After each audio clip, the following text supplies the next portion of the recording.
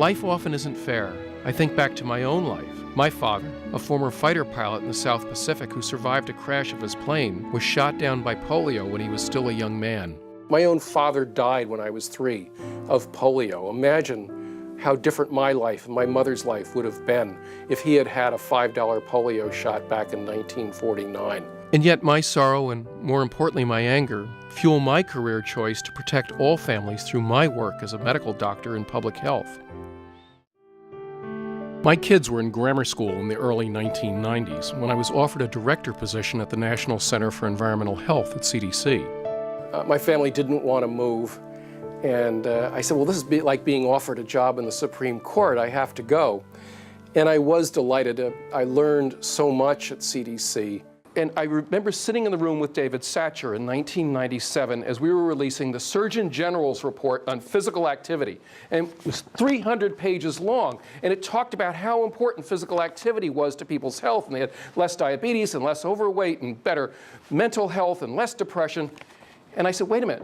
There's not a sidewalk within 2 miles of the CDC headquarters. We have 300 pages talking about how important it is for people to have physical activity, and we've completely removed any access to physical activity for the people of Atlanta. And those of you who have seen the place at least 20 years ago know this is true. I became really engrossed, almost obsessed with the fact that we have built America in a way that is, I believe, fundamentally unhealthy. That it prevents us from walking. It inhibits us from socializing. It removes trees and the things that make our air quality better. And we could not have designed an environment that is more difficult for people's well-being at this point, particularly as we look at epidemics of obesity, diabetes. When I was a young pediatrician, we never saw a child with adult onset diabetes. We now don't call it that. We call it type 2 diabetes. And my endocrinology friends are telling me half the children in the pediatric diabetic clinic have type 2 diabetes.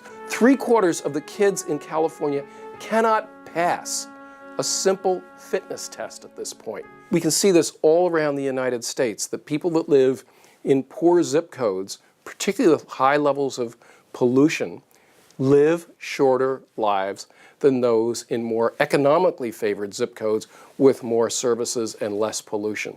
It's not fair. It's not right that poor people have to live in polluted areas. Everyone ought to have a right to live in a healthy, non-polluted, health-promoting area. The secret to designing healthy communities lies in the commitment of all who live within them. City officials, architects, planners, health experts, advocates, and every citizen from seniors to school children. All of us are important parts of the process.